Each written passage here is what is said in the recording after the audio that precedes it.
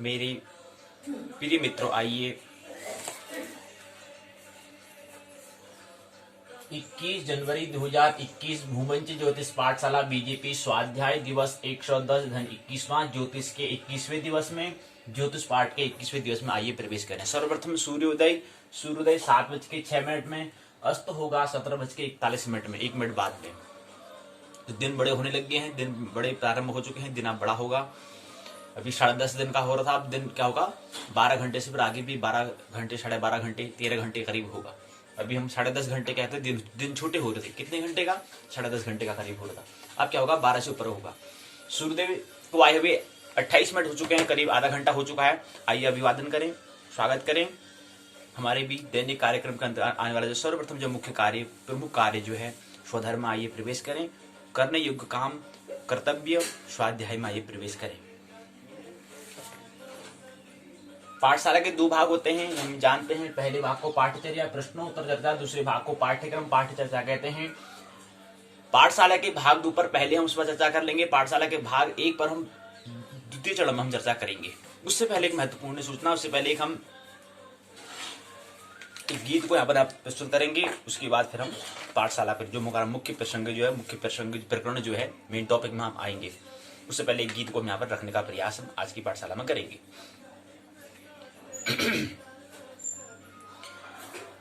नैनों की तो बात नैना जानी है, सपनों की रात तो रहना जानी है।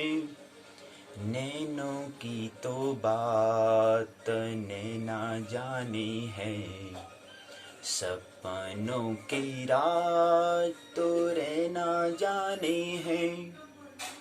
नैनों की तो बात नैना जानी है, सपनों की रात तो रहना जानी है। दिल की तो बात धड़कन जानी है, जिस पे गुजरी वो तन जानी है। हम दीवानी हो गई हैं आपकी, हम दीवानी हो गई आपकी। हम तो बस इतना जाने हैं, नैनों की तो बात नैना जानी है, सपनों की राज तो रहना जाने हैं। दिल की बातें धड़कन जानी है, जिससे पे गुजरी वो तन जाने हैं। हम दीवानी हो गई हैं आपके, हम तो बस इतना जाने हैं। तू मेरा है सनम, तू ही मेरा हमदम, तेरे संग जीना अब सातों जन्म। तू मेरा है सनम, तू ही मेरा हमदम, तू मेरा है सनम, तू ही मेरा हमदम, तेरे संग जीना अब सातों जन्म। नजर ये आपकी करने लगी होशियारियाँ, कहीं कर देना ये मेरे लिए दुश्वारियाँ। हुस्न की बात तो हुस्न ही जाने है, रूप के नाज तो रूप ही जाने है। सही गलत तो दर्पण जाने है, जिस पे गुजरी वो तन जाने है। हम दीवाने हो गए हैं आपके, हम तो बस इतना जाने हैं, तू मेरा है सनम, तू ही मेरा हमदम, तेरे संग जीना अब सातों जन्म। तू मेरा है सनम, तू ही मेरा हमदम, तेरे संग जीना अब सातों जन्म। नैनों की तो बात नैना जाने है, सपनों के राज तो रहना जाने है। नैनों की तो बात नैना जाने है, सपनों के राज तो रहना जाने है। दिल की बातें धड़कन जाने हैं, जिस पे गुजरी वो तन जाने हैं।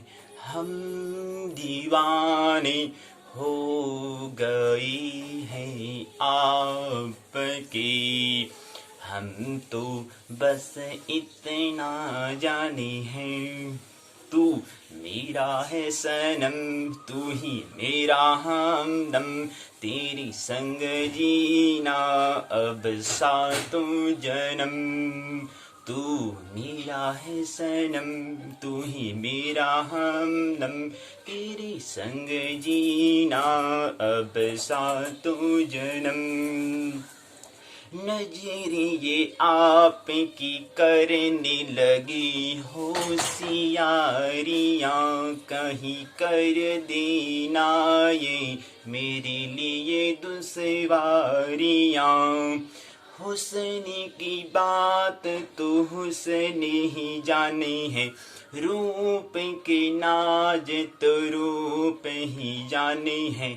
सही गलत तो दर्पण जाने हैं, जिस पे गुजरी वो तन जाने हैं। तू मेरा है सनम, तू ही मेरा हमदम, तेरे संग जीना अब सातों जन्म। नैनों की तो बात नैना जाने है, नैनों की तो बात नैना जाने है। सपनों के राज तो रहना जाने हैं, नैनों की तो बात नैना जाने है। सपनों के राज तो रहना जाने हैं। दिल की बातें धड़कन जाने हैं, जिस पे गुजरी वो तन जाने हैं।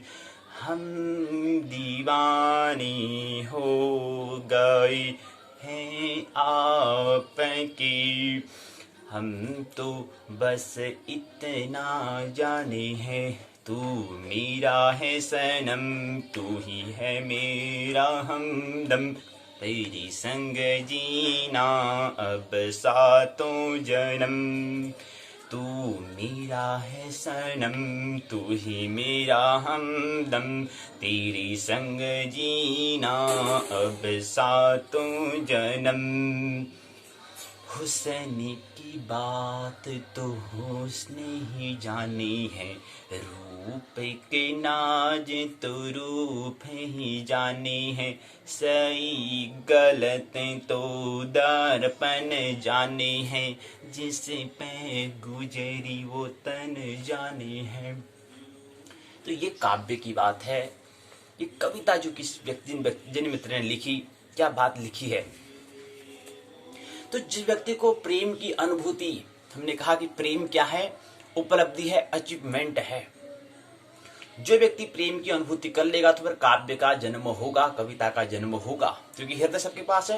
लेकिन प्रेम की जो अनुभूति, जो फीलिंग होनी है, तो फिर उसकी उपलब्धि हुई या नहीं हुई, वो अचीवमेंट हमने किया नहीं किया, अगर वो हमने उपलब्धि प्राप्त करी तो निश्चित ही प्रत्येक व्यक्ति के जीवन में काव्य का सृजन होगा, निश्चित है। इसमें कोई दोहराई की, कोई संशय की, शंका की कोई भी आवश्यकता नहीं है। और ख्याल है, जिसके जीवन में कविता काव्य का सृजन नहीं हुआ, उसके जीवन में रस नहीं आ सकता है। क्योंकि हमने कल भी कहा था कि प्रेम जीवन के 3 सत्य होते हैं। पहला जन्म, दूसरा मृत्यु, जन्म और मृत्यु के मध्य में होता है प्रेम यानी कि लव। और हमने कहा था प्रेम के भी तीन भाग होते हैं, प्रेम में गिरना फॉलोइंग इन लव, दूसरा होता है प्रेम में होना बीइंग इन लव, तीसरा होता है प्रेमी होना बीइंग इन का तो मतलब नहीं होता बीइंग लव होता है, मतलब प्रेमी हो जाना होता है। तो तीन प्रकार के हमने कहा प्रेम की। तो लव, तो ये कभी काव्य का जन्म होगा, हालांकि हमारे पास लय सुर ताल नहीं है, लेकिन उनकी बातों को समझने का हम प्रयास इस गीत के माध्यम से करेंगे। नैनों की तो बात नैना जाने हैं, सपनों के राज तो रहना जाने हैं।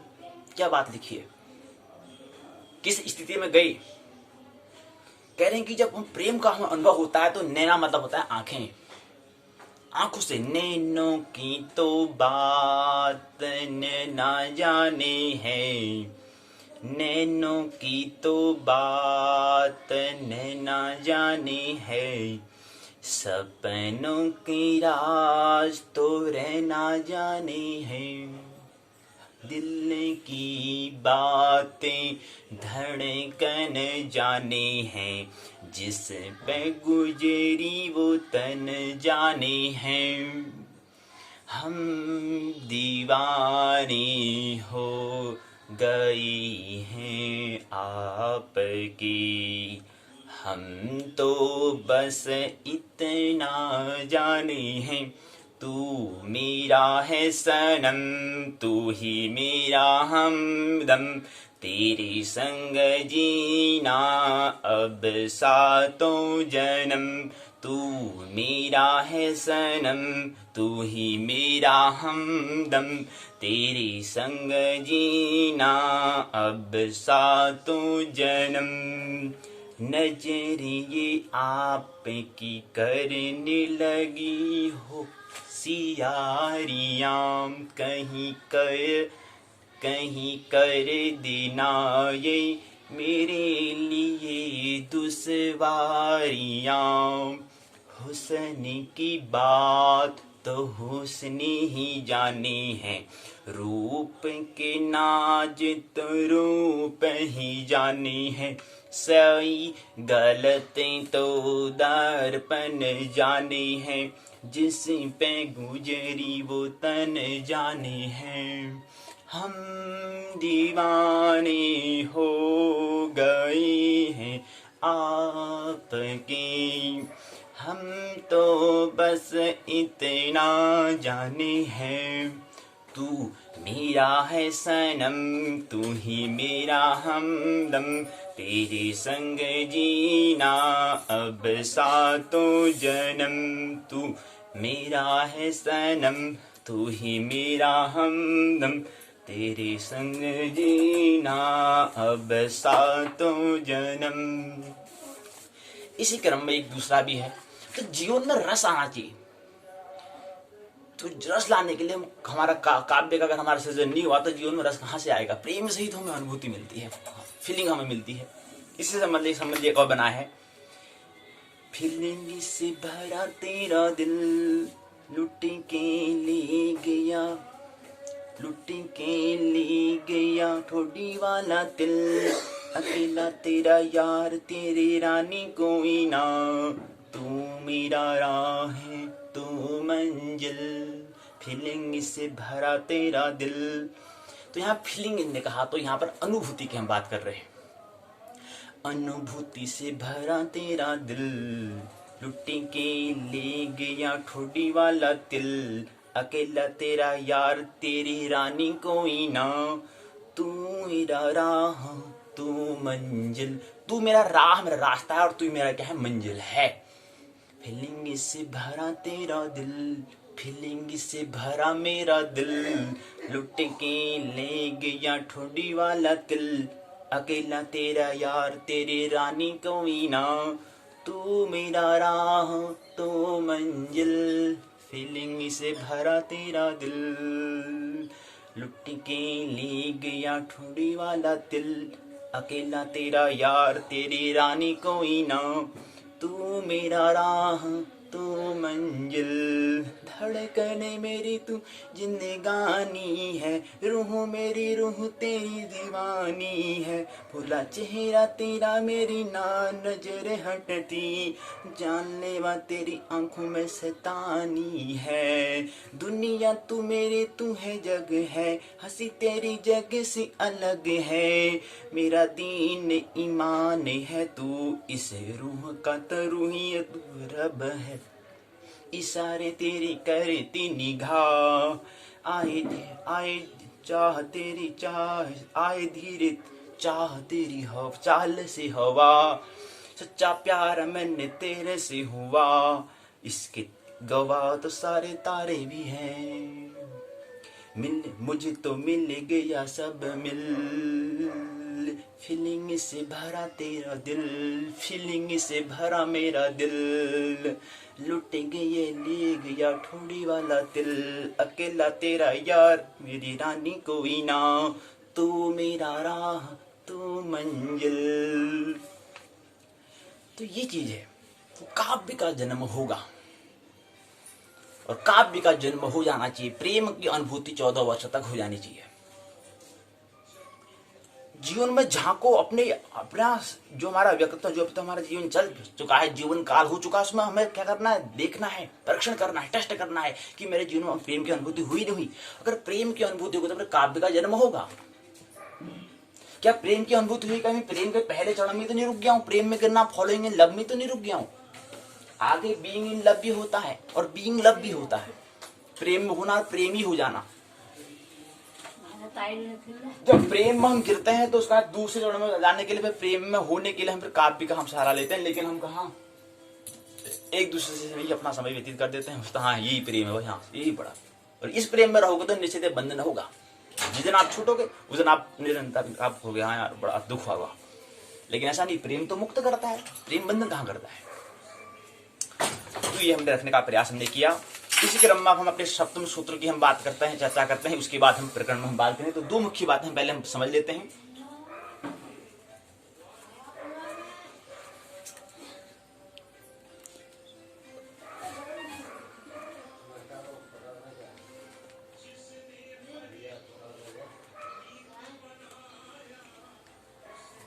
पाठशाला में प्रवेश करें उससे पहले हम एक प्रकरण, दो प्रकरण, एक प्रकरण हमने बात कर ली है कि हमने दो गीत यहाँ पर रखने के प्रयास हमने किया, केवल रखने का प्रयास हमने किया कि काव्य का जन्म हुआ या नहीं, सृजन हुआ नहीं, प्रेम की अनुभूति हुई नहीं। जैसे प्रेम की अनुभूति होगी तो हमारा हृदय से क्या हुआ, हृदय हमारा है, काव्य का जन्म होगा, कविता का जन्म होगा, कवि होंगे।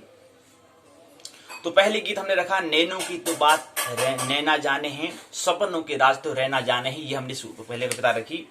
दूसरी थी फीलिंग, अनुभूति से भरा मेरा दिल, ये हमने दो गीतों रखने का प्रयास यहाँ पर किया। आइए अब दूसरा प्रकरण जो है वो है सप्तम सूत्र पर चर्चा। सप्तम सूत्र हमने बात कहा कि 71 गुणा 07, हमने पहले ही हमने सूत्र ये कहा जीवन काल से संबंधित सूत्र है। दूसरा सूत्र हमने कहा अर्थव्यवस्था से संबंधित 50 गुणा 07, 50 गुणा 07। तो पहला सूत्र 71 गुणा 07 अर्थात जीवन काल से संबंधित, दूसरा सूत्र है 50 गुणा 07 अर्थव्यवस्था से संबंधित है, तीसरा सूत्र 35 गुणा 07 शिक्षा से संबंधित है, प्रकृति के जो गुण हैं उनकी अनुभूति का है, उससे संबंधित है। कि पहले हम कहते हैं यार अच्छा ही अच्छा हम सोचते हैं, तो अच्छे से आगे फिर अच्छा सोचेंगे तो निश्चित बुरा भी होगा, क्योंकि दूसरा पढ़ना बुरा भी होता है। तो अच्छे बुरे से ऊपर उठने की ओर यहाँ पर इसलिए शिक्षा के ऊपर यहाँ पर चरण रखा गया सूत्र है। तीसरा सूत्र 35 गुणा 07। चौथा सूत्र है दैनिक जो हमारा कार्य है, वो दिनचर्या जो हम कह रहे हैं उसको जीवनचर्या कैसे बने, ब्रह्मचर्या कैसे बने, उससे संबंधित 24 गुणा 07 चौथा सूत्र है। पांचवा सूत्र है 008 यानी कि 8 गुणा 07 जो है वो है हमारा स्वार्थ का पुरुषार्थ से परमार्थ की ओर यात्रा, परमार्थ की ओर, इससे संबंधित सूत्र पांचवा है। छठा सूत्र है 4 गुणा 07 गृहस्थ जीवन में कैसे महोत्सव हो, कैसे खुशहाल जीवन हो, उससे संबंधित एक सूत्र है 4 गुणा 07 गृहस्थ जीवन के ऊपर भी सूत्र है, उससे संबंधित है। सातवां सूत्र अंतिम सूत्र जो है 2 गुणा 07 है प्रभु स्मरण, का जो हमारा जो प्रभु की याद है, प्रभु का स्मरण संबंधी सूचना, ये इससे संबंधित है ये सूत्र। 0 गुणा 2 गुणा 07, ये सूत्र क्या है? प्रभु स्मरण, प्रभु का ख्याल, प्रभु का अनुग्रह, प्रभु का अभी ग्रेटिट्यूड, कृतज्ञता का अनुभव। इसलिए ये सूत्र, अंतिम सूत्र क्या है? प्रभु की कृतज्ञता का अनुभव, उनका आभार प्रकट करने से के ऊपर क्या है सूत्र है। तो 4 सूत्र यहाँ पर हैं, इन 7 सूत्र हैं। इन 7 सूत्रों पर हमें क्या करना है? अपने जीवन पर हमें अमल करना है, अपने जीवन को ऐसे आगे बढ़ाना है। तो 7 सूत्र हैं, इसमें हमने इस सूत्र पर बात हमने कर ली है। 71 गुणा 07 की हमने बात कर ली। जीवन काल संबंधी हमने बात कहा कि जीवन काल अर्थात हमने कहा कि जीवन को 4 खंडों में विभाजित कर देना है। उस 4 खंड को, जीवन को जो 4 खंड किए गए उसको हमने और भी हमने क्या करा? 7 खंडों में विभाजित किया। 4 को भी हमने फिर क्या करा? 7 खंडों में विभाजित किया।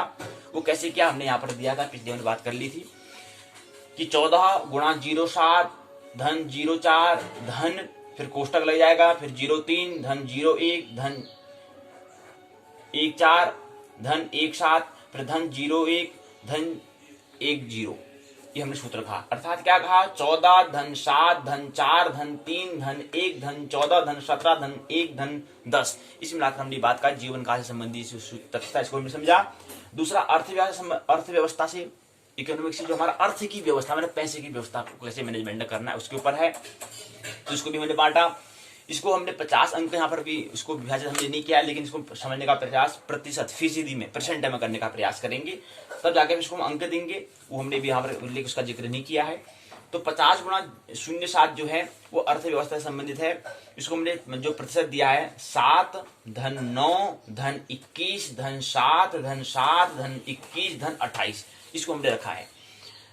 तीसरा सूत्र है कि हमें शिक्षा से संबंधित, शिक्षा में क्रांति, या हम कहें कि जो हमारा प्रकृति के गुण जो हैं उसमें हम तीनों गुणों का ख्याल, उससे संबंधित बात है कि हम ख्याल, हमारा मन में यही होता है कि एक ही चीज होना चाहिए, हमेशा जीवन में अच्छा ही होना चाहिए। बस कैसे होगा? प्रकृति में 3 गुण और हम चाहते हैं कि एक ही गुण, एक ही अच्छा ही हो हमेशा, कैसे संभव है?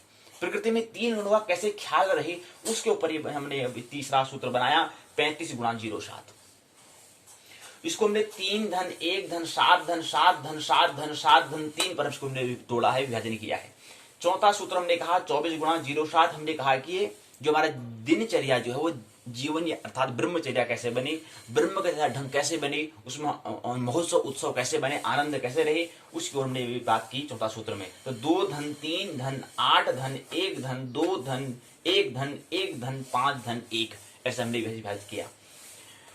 फिर इसी क्रम में 5वां सूत्र है कि स्वार्थ का पुरुषार्थ से परमार्थ की ओर, ये 5वां सूत्र है 8 गुणा 07 यानी कि 8 गुणा 7। तो इसको हमने बांटा है आधा, फिर 1 से 1/2, फिर 1 से 1/2, फिर 1, फिर 1 से 1/2, फिर 1 से 1/2, फिर आधा, यानी कि हाफ 1/2। तो इसको हमने तोड़ा है, ये सूत्र 5वां है। छठा सूत्र है 4 गुणा 07। ये जो है हमारा गृहस्थ जीवन पर पहल, कि कैसे उत्सव, कैसे महोत्सव हो। गृहस्थ जीवन बहुत दुखाली है, बहुत हम देखते हैं दंपतियों का बड़ा एक दूसरे को फाइटिंग करनी हो रही है, भाई एक दूसरे को चलाने की हो रही है, चलो भाई चलो, हम आपके ऊपर मालिक, हम हमारे ऊपर मालिक, दोनों एक दूसरे पर मालिक ना हक की सोचते हैं, ये उनकी चाह होती है। तो जीवन में उत्सव कहाँ से आएगा? मुक्त करना। हमने कहा कि विद्या क्या है? सच्ची विद्या वो होगी, विद्या ददाति विनयम सा विद्या या विमुक्ति। 2 सूत्र का हमेशा हमें ख्याल रखना है। सा विद्या या विमुक्ति, विद्या वो होगी जो मुक्त करे, और जीवन ख्याल रखे हमारा जीवन जो मिला है मुक्त के लिए, मोक्ष के लिए मिला है, और हम पसंद करेंगे दूसरों पर मालिक का बयान करेंगे तो ये नासमझी होगी। तो जीवन में कैसे, गृहस्थ जीवन में कैसे उत्सव, कैसे महोत्सव आए, उसके संबंधी सूत्र है। उत्सव नहीं बनाए जीवन। तो 4 गुणा 07 हमने कहा कि कैसे जो दाम्पत्य जीवन है कैसे उत्सव बने। छठा सूत्र, इसको हमने बांटा 1 धन 1 से 1/2 धन 1/2 धन 1/2 धन 1/2 धन 1/2 धन 1/2, ये हमें दिया, यानी कि 1 आधा आधा आधा आधा आधा आधा। इसके बाद अंतिम सूत्र है कि प्रभु का स्मरण। ये 2 घंटे जो है वो सुबह शाम की मैंने बात की है कि प्रभु का स्मरण सुबह शाम होना चाहिए। मृत्यु का कोई निश्चित समय नहीं है, इसलिए प्रतिदिन सुबह शाम प्रभु का स्मरण, इसी को ख्याल रखते हुए पहले हम संध्या वंदन पूजा अर्चना पाठ का ये नियम बनाया है, नित्य नियम बनाया है। क्या हम होशपूर्वक करते हैं पूजा पाठ? उसी को हम प्रभु स्मरण किया, ध्यान, उसको हम परिवर्तन रूपांतर करना चाहिए। ध्यान की ओर यात्रा करनी चाहिए। नहीं भाई हम तो रोज ही पूजा करते हैं, बस ठीक है भाई, ध्यान का मतलब है कि अपने आप को अव्यस्त करना, व्यस्त नहीं, बिजी नहीं करना है, नॉन बिजी। और पूजा में हम कर रहे हैं व्यस्त कर रहे हैं अपना आप, बोल रहे भाई वो कर रहे हैं वो कर रहे हैं, जबकि ध्यान का मतलब है अव्यस्त होना, अपने आप को छोड़ देना, बस केवल देखना। बस मैं क्या हूँ, देखने वाला हूँ, बस मैं देखूंगा और कोई काम नहीं करूंगा।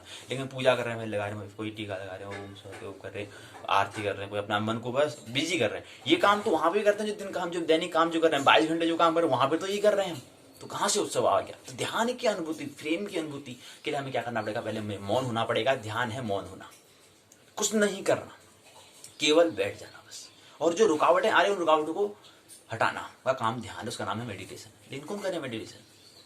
हमेशा हड़बड़ होती है अपने आप को, कहाँ घबराहट होती है, भय होता है अपने आप को मन का अन्वेषण करने में। कहाँ से आनंद आएगा? कहाँ से जन्म होगा? कहाँ से प्रभु पधारेंगे? प्रभु तो मौन में पधारते हैं। प्रभु का जो नई अनुभूति, कोई भी काव्य का सृजन, कोई भी चीज का सृजन होता है वो मौन में होता है, एकांत में होता है, अकेले में होता है। कोई भी बाजार में कोई प्रभु का स्मरण नहीं होता है। किसी ने भी अगर अनुभूति की तो पहले एकांत में। तभी तो लोग, बुद्ध लोग जो बने हैं पहले कहाँ चलते हैं? जंगल में चले जाते हैं। क्यों जाते हैं? अब हमें जंगल जाने की आवश्यकता नहीं है, घर में ही हम अपने एकांत को हम कर सकते हैं। कोई जरूरी नहीं कि हाँ वो जंगल में गया तो हम भी जंगल में चले जाएं, कोई आवश्यकता नहीं है। लेकिन एकांत की परम आवश्यकता है, अकेले की परम आवश्यकता है, क्योंकि अकेले में ही अपना हम क्या करते हैं? स्वाध्याय कर सकते हैं। और प्रभु क्या है? अकेले में ही, मौन की अवस्था में प्रभु का अवतरण होता है, आते हैं, पधारते हैं। तो इसी को सूत्र प्रभु स्मरण। और जब हम करेंगे तो प्रभु का स्मरण निरंतर हमें रहेगा। फिर निरंतर ऐसा करने की, फिर जपने की भी कोई आवश्यकता नहीं है। जैसे हम कोई काम कर रहे, प्रत्येक काम करने में हमें प्रभु की अनुभूति होगी, प्रभु का स्मरण होगा। अच्छा प्रभु आपकी अनुकंपा, आपकी कृपा, तो यहीं से फिर प्रार्थना का जन्म होता है। अब सौंप दिया इस जीवन का सब भार तुम्हारी हाथों में। तो प्रार्थना का जन्म यहाँ से होता है। जब काव्य अनुभूति हम होती है, कुछ लगता है कि यार हम इतना कर रहे हैं, हमारे करने से भी कुछ नहीं हो रहा है, फिर भी हो जा रहा है, मैंने इतना चाहता हूं, मेरे को इतना मिल जा रहा है। तो ये कहाँ से हो रहा है? कि अनजान नास्ते से हो रहा है, जिसको हम परमात्मा कहें, प्रभु कहें। तो उसका स्मरण, तो भजन कीर्तन में समय व्यतीत करना चाहिए एकांत में। धीरे धीरे भजन कीर्तन करो, लेकिन धीरे धीरे आके ध्यान की ओर प्रवेश करना चाहिए। ध्यान अनिवार्य है, ख्याल नहीं, इसेंशियल जगत की बात है। ध्यान मतलब कुछ ना करना। कुछ कर किया तो फिर प्रभु का स्मरण नहीं हो पाएगा, प्रभु से मुलाकात नहीं। प्रभु से भेंट कब होगी? जब उसका हम क्या करेंगे? जब उसका इंतजार कर, वेटिंग करेंगे। हाँ प्रभु आपका इंतजार, हम केवल आपके लिए बैठे इंतजार में हैं, आप पधारिए। तो इसलिए आप अगर हम व्यस्त रहेंगे, बिजी रहेंगे तो कहाँ? तो मौन में आएगा। तो इसलिए प्रार्थना का जन्म होता है। एक दो प्रार्थना का हम उच्चारण करें। अब सौंप दिया इस जीवन का सब भार तुम्हारे हाथों में।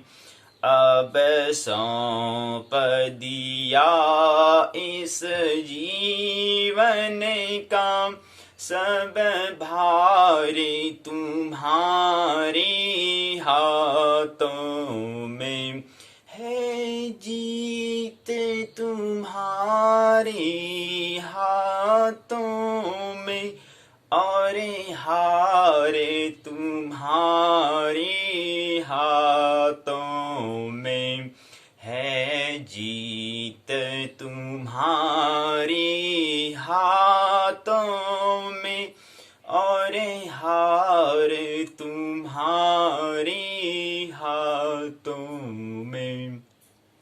सृष्टि रचाने वाले कितना महान है तू, दाता दया के सागर, प्राणों का प्राण है तू। सृष्टि रचाने वाले कितना महान है तू। सूरज बनाया तूने, चंदा बनाया तूने, तारों को रोशनी दी, जग को सजाया तूने। जग को सजाने वाले कितना महान दाता दया के सागर, प्राणों का प्राण है तू। और ख्याल रहे एक महत्वपूर्ण बात, भगवान हम कहते हैं सृष्टि किसने बनाई। ख्याल रहे बुद्ध जब भी जाते थे 9 प्रश्न को नहीं पूछने की, वो कहते अनिवार्य कहते थे कि इस तरह से 9 प्रश्न आप ना पूछें। इसी क्रम में आता है प्रश्न पहला कि सृष्टि किसने बनाई, किसने बनाया। भाई इतना तो ख्याल रखो, भगवान को तो आपने बनाया है, इसको तो ख्याल रख लो। सृष्टि किसने बनाया इसकी बात की बात छोड़ो, लेकिन भगवान को तो आपने बनाया। तो भगवान जो भी हम मंदिर में करिए हमने बनाए, भगवान को हमने बनाया है। क्या करते हैं जब किसी व्यक्ति के अंदर देखते हैं कि हम शैतान दिखता तो शैतान भी हम ही बनाते दूसरे व्यक्ति को, ठीक हो गया।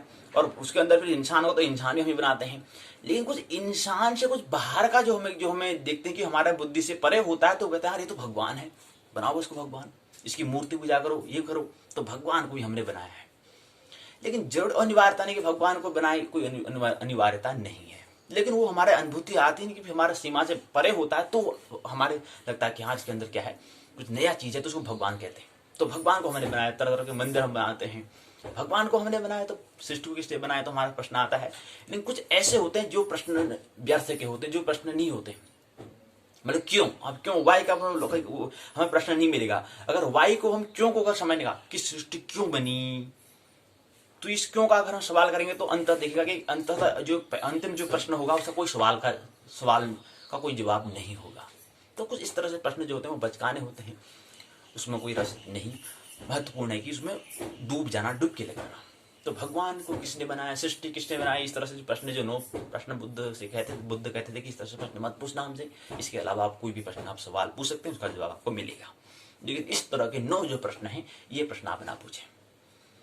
तो अभी छोड़ा हमने कहा था कि अक्ल बड़ी भैंस बड़ी वाला हिसाब भी हम बता रहे थे, संक्षिप्त में समझ रहे थे कि हाँ कोई प्रश्न भी पूछता है कि हाँ अक्ल बड़ी की भैंस बड़ी। तो फिर हमने कहा था कि बुद्ध जो परम जागरण व्यक्ति होगा वो कहेगा भैंस बड़ी, और जो छोटा जो हम आमतौर व्यक्ति अकल बड़ी होती है, भैंस का होती है, शिकायत दिए ना, हमें बता दे कि हाँ अकल बड़ी होती है जी। लेकिन नहीं, जो परम जागरण को प्राप्त हुए बुद्ध व्यक्ति हो गएंगे अकल बड़ी, अकल नहीं बड़ी, भैंस बड़ी होती है। क्यों? क्योंकि इस तरह के प्रश्न कोई भी भैंस नहीं करती है, क्योंकि भैंस को पता है कि मैं बड़ी हूँ। प्रश्न कौन कर रहा है? कभी भैंस ने तो प्रश्न नहीं किया, लेकिन हम कर रहे हैं। तो इस बचकाने इस तरह से प्रश्न, कोई प्रश्न ऐसे होते हैं जहां प्रश्न का कोई मतलब नहीं होता, वहां पर हमें केवल हो जाना होता है, बस साक्षी गवाह हमें हो जाना है, मैं डूब जाना बस। तो ऐसे हमने भगवान बनाया, सृष्टि किसने बनाई। हमें डूबने से, रस लेने से मतलब है, महोत्सव लेने से मतलब है। हमारा उद्देश्य ये होना चाहिए। तो बड़े दर्शनार्थ, बड़ा दार्शनिक हमने प्रश्न पूछा होगा, ऐसा भी नहीं है। तो प्रभु का हमने बनाया, लेकिन प्रभु का स्मरण का मतलब होता है कि प्रभु की याद, प्रभु का ख्याल रहना। यानी कि जो अस्तित्व, जो अनजान जो है, इतना विराट। हमने कहा कि हम अभी पाठशाला के ज्योतिष पाठ में भाग 1 में हम बात करते हैं ब्रह्मांड एवं काल, जो हम स्नातक प्रथम वर्ष में समझ रहे, उतना बड़ा ब्रह्मांड है। हमने कहा कि कल भी हमने कल की पाठशाला में समझा कि हमसे सबसे बड़ा जो नजदीक सूर्य जो वहां से प्रकाश आने में उसको 8 मिनट 22 मिनट का सेकंड का समय लगता है, 8 मिनट 22 सेकंड का समय लगता है। अर्थात 15 करोड़ की दूरी पर हमारा सूर्य में से इतने फासले में है। चंद्रमा 3-3.5 लाख दूर पर है, किलोमीटर की दूरी पर है। कभी कभी दूरी बढ़ जाती है, 4 लाख 4.5 लाख की दूर पर हो जाता है। इतनी दूर, इतनी फासले पर हमारा चांद है। फिर इतने ही दूर में क्या है, फिर हमने दूसरा जो हमने सूर्य की बात की, वो सूर्य हमारे पर 4, जहां प्रकाश को आने में 4 साल लग जाते हैं। कितनी दूर पर खड़ा है, 4 साल 2 माह करीब 2 माह 15 दिन या करीब क्या है, इतनी दूरी पर समय उसको लाने में, वहां से प्रकाश को आने में समय लग जाता है। फिर तीसरा हमने स्टार तारे की बात की, 9 साल लग जाते हैं प्रकाश को आने में। इतनी दूर, इतना बड़ा ब्रह्मांड, इतना बड़ा अस्तित्व है। तो इसको हम समर्पण नहीं करेंगे, प्रभु का धन्यवाद नहीं देंगे तो और क्या देंगे। तो इस प्रार्थना का जन्म अगर नहीं होगा तो फिर कहां से होगा। और दूसरा, प्रार्थना का जन्म देने का जो मुख्य जो कारण है वो भी है मृत्यु। मृत्यु से भय लगता है तो प्रभु का स्मरण करो भाई, हाँ जल्दी कर लो भाई, फिर मौत आएगी तो फिर स्वर्ग जाना है भाई, करो उसकी डर की भाई से कारण। तो वहां से भी प्रार्थना का जन्म होगा। अगर मौत नहीं, तो सबसे बड़ा गुरु क्या है, गुरु जो है वो मौत है, मृत्यु है, डेथ है।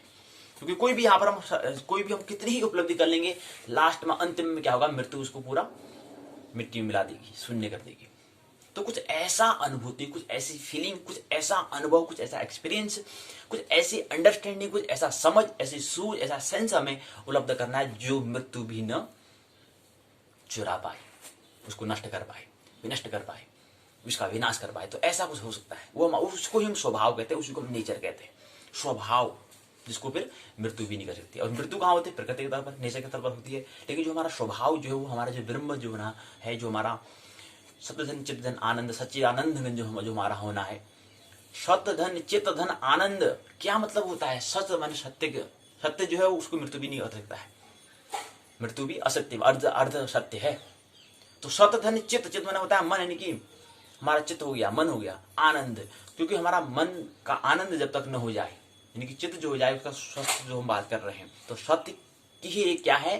मन का शाश्वत जो है वो सत्य मन सत्य की ओर, सत्य जब की अनुभूति हो जाती है उसको हम आनंद कहते हैं, सच्चिदानंद। सत्य धन चित्त धन आनंद बोलते हैं सच्चिदानंद। तो सत्य का स्वभाव कैसा है? आनंद जैसा, और वो मन को समझना है, इसलिए सच्चिदानंद का 3 बात उसमें होती है। ये हमें ख्याल नहीं तो प्रार्थना का जन्म होगा, निश्चित होगा। दया करे दान भक्ति का, तो 2 जो हमारा हमने सूत्र, अंतिम सूत्र जो हमने 7वां सूत्र कहा है, अभी तो हमारे ख्याल में 7 ही सूत्र आ रहे हैं, तो 7 सूत्र की हम सप्तम सूत्र की हम बात करेंगे। तो सप्तम सूत्र में संक्षिप्त हमने बात करना, ज्यादा विस्तार से बात नहीं करनी, हमने 7 सूत्र बता दिए। अंतिम सूत्र हमने प्रभु स्मरण का हमने कहा कि मैं और समय का पता नहीं है।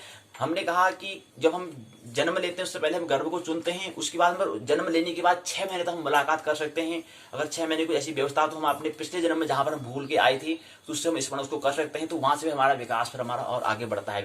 विकास कैसे बढ़ता है? क्रमबद्ध सीक्वेंस वाइज श्रृंखलाबद्ध होता है।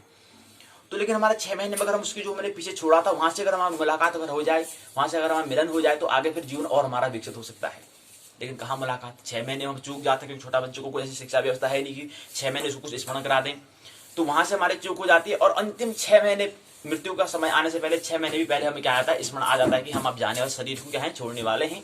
तो वहां पर हमें चूक हो जाती है, क्योंकि मृत्यु का कोई निश्चित समय है नहीं। तो दोनों समय चूक हो जा रही है, दोनों चीज हम च्युत हो जा रहे हैं, चूक जा रहे हैं। अच्युत होने के लिए क्या करना पड़ेगा हमें? जो न चूके, और मैंने नहीं जो च्युत मैंने चूके, जिसे चूक न हो, जिसे मिस्टेक गलती ना हो, उसके लिए क्या करना होता है? हमें प्रतिदिन एक अहोरात्र में 1 घंटा सुबह 1 घंटा शाम प्रभु स्मरण का, उपासना का, आराधना का, उपासना उसके पास बैठना अर्थात मौन में, ध्यान में, या फिर जब हमारा ध्यान में बैठ गए तो कुछ समय भजन कीर्तन कर लो, लेकिन अकेले रहो, एकांत में। एकांत में प्रभु का मिलन होता है। तो उस अनुभूति का होगा जो आप अनुभव करेंगे, फीलिंग करेंगे, उसको फिर बाद में आप समूह में साझा करने का प्रयास करेंगे, क्योंकि मैंने अनुभूति कर ली है, फिर आप दूसरे ने भी इस अनुभूति तक पहुंचना है, इस उपलब्धि की अनुभूति फीलिंग को दूसरे व्यक्ति को भी मिल जाए, इसलिए फिर उसको हम करेंगे। तो उसी से हम क्या, अगर हम करने का प्रयास करते हैं कि उसको हम परोपकार कहते हैं, फिर उसको हम दूसरा उपकार, मतलब दूसरा भी इस स्थिति तक पहुंचे, उसके लिए हम क्या करते हैं? फिर बांटते हैं, शेयर करते हैं, उससे परोपकार की भावना आती है, दूसरे के प्रति उपकार। तो निश्चित ही प्रार्थना का जन्म होगा। तो करें, दया कर दान भक्ति का हमें परमात्मा देना, दया कर दान भक्ति का हमें परमात्मा देना। और दूसरी महत्वपूर्ण बात जो हम किसी व्यक्ति ने, मित्र ने ये प्रार्थना लिखी है, इसके मर्म को हमें समझना है। उसके बाद फिर अपने अंदर जो काव्य है उससे हमारे काव्य का सृजन करना है, फिर वहां से कविता आनी चाहिए। तो ये भी एक महत्वपूर्ण होता है। अगर व्यक्ति के व्यक्तित्व को, पर्सनालिटी को देखा जाएगा तो उसके जीवन में ये भी जिक्र अनिवार्य होना चाहिए कि उसने कुछ प्रार्थना, कुछ है नहीं उसके जीवन में, प्रार्थना का सृजन हुआ या नहीं हुआ, कोई प्रार्थना बताइए। और आपने जीवन में कुछ प्रार्थना है नहीं है, तो पहले तो आपको अगर नहीं आते तो पहले तो हमें जो जिन व्यक्तियों ने प्रार्थना की है, जो व्यक्ति इस मुकाम तक पहुंच गए हैं, जिसने प्रेम की अनुभूति की, उनकी प्रार्थना को पहले हमें क्या करना है? श्रवण करना है, सुनना है, फिर उसका उच्चारण करना है। तो इसे हम उच्चारण भी कर रहे हैं। दया कर दान भक्ति का हमें परमात्मा देना, दया करना हमारी आत्मा में शुद्धता देना, हमारे ध्यान में आओ प्रभु, आँखों में बस जाओ, अंधेरी दिल में आकर के परम ज्योति जगा देना, बहा दो प्रेम की गंगा दिलों में प्रेम का सागर, हमें आपस में मिलजुल कर प्रभु रहना सिखा देना। दया करे दान भक्ति का हमें परमात्मा देना। दया करे ना हमारी आत्मा में शुद्धता देना। कल हमने संस्कार की बात की थी, उसी प्रकरण की ओर हम प्रवेश करेंगे। पाठशाला के भाग दो की ओर प्रवेश करें। उससे पहले कल संस्कार हमने कहा शुद्धिकरण, शुद्ध करना अपने मन को। और हमने ये भी कहा कि बुद्ध का जो लक्षण होता है सबसे पहले ये होता है कि क्या सही है क्या गलत है उसका निर्णय करना, क्या उचित है क्या अनुचित है। जो अनुचित है उसको, बुद्ध पुरुष का अनुशासन क्या है, क्या अनुशासन है? 3 अनुशासन होते हैं बुद्ध पुरुष के। जो व्यक्ति बुद्धत्व को प्राप्त हो जाता है उसके 3 अनुशासन होते हैं। बुद्ध कहते हैं मेरे 3 अनुशासन हैं।